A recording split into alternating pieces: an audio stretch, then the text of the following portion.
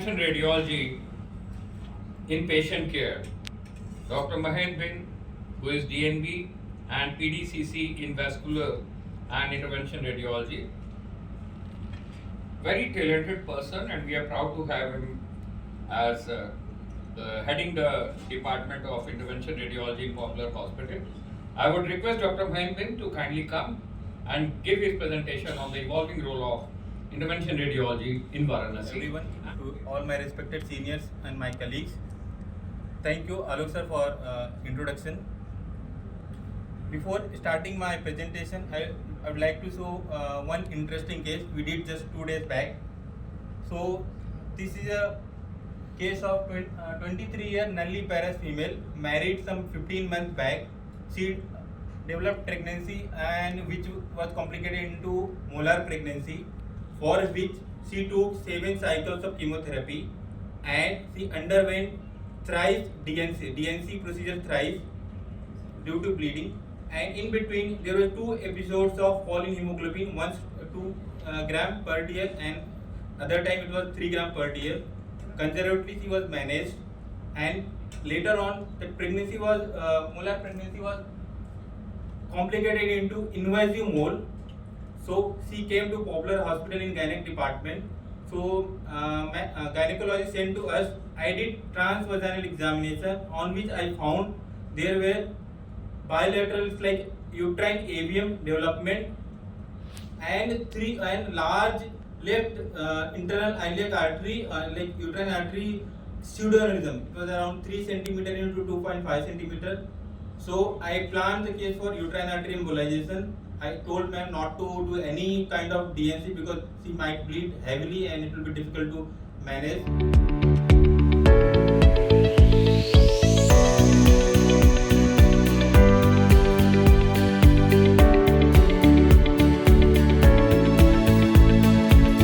Same way we entered in both sides. We entered from both sides and from above also. After negotiation, we put the long length stakes on either side, and the result was amazing. Now SFA to popliteal completely obliteration of the lumen is a difficult trick because from access point from where to enter it becomes very difficult. I'll just show the case. Now this was the when patient presented, like 27-year-old female, chronic smoker patient. See the foot, chronic ischemic changes, redness of the foot was there. We did the CT angiography was done and patient was planned accordingly. On DSA angiogram, see the thigh region. There is no lumen, almost completely obliteration of the entire SFA.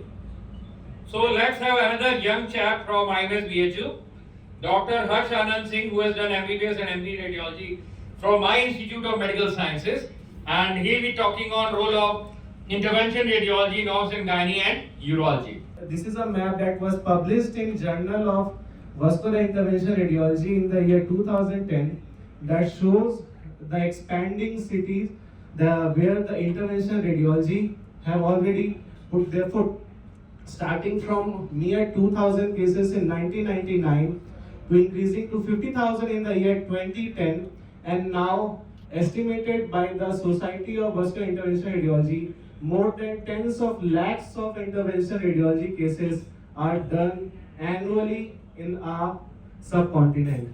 And I think this deserves a big round of applause because this novel department that most people were not aware of, intervention radiology, what is it? People thought, how can radiologists come in this part, struggling finding patients, starting now intervention radiologists have gone much forward in establishing their own clinics, their own ward, their own patient care, as well as writing discharge to patient on the same day. And that would be scope of CTVS, and that will be by a very senior cardiovascular surgeon, Dr. Sudipto Bhattacharya, who has worked in various parts of the countries, in metros like Calcutta, in big hospitals, and now we are really happy to have him in our Popular Hospital family, and I'm sure with his presence, our department of CTVS will be reaching new heights. And I'll not talk more because I want the whole thing to end so that we can all enjoy today's match of IPL which is going on. So everything should go hand in hand, learning and then relaxation also. So I would request Dr. Sudipto, please come, and that will be the first lecture of the evening. Dr. Sudipto, please.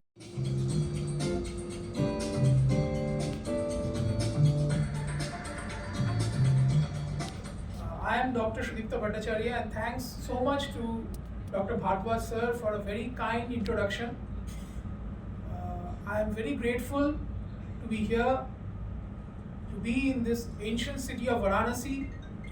My hometown is from Calcutta. I have lots of relatives and friends over here, and I have worked at various places, as he rightly pointed out, having trained extensively in Narayana Hridayalaya, in cardiac surgery, thoracic surgery, vascular surgery, having worked in BM Birla Heart Research Center, AMRI hospitals, SGPGI, and lots of other institutes.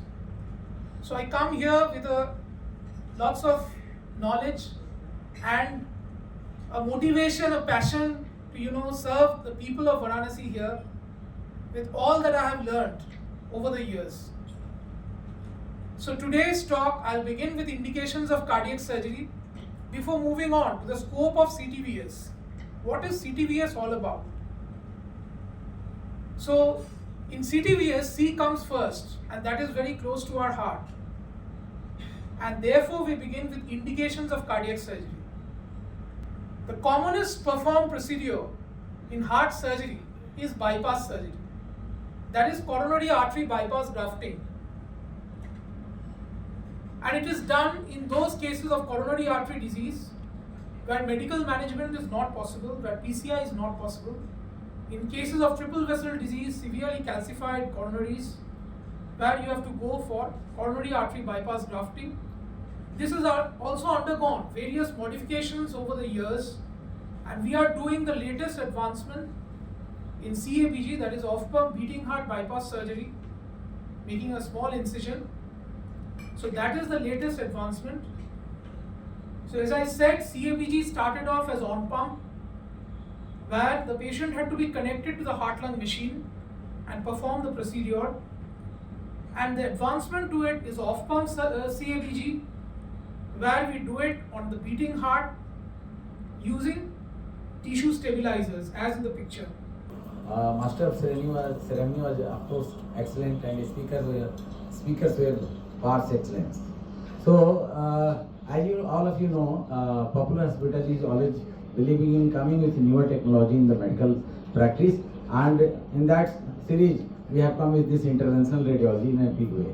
And we have two radiologists who are working as interventional radiologists, along with the two DNBs who are helping them out in carrying out all these procedures. So we have a group of 4 radiologists working in the interventional radiology department along with the routine radiology. So many times I went to attend sessions in Mumbai, in Delhi of interventional radiology. I felt we are failing in having this kind of advanced technology to treat patients for certain reasons, that even in surgical practice we have so many complications where we fail to manage. Even for the delivering our surgical procedures, there are situations in which we prefer better technology. And of course in the vascular surgery and many things discussed here, we have this kind of facility now in Popular Hospital among our excellent doctors.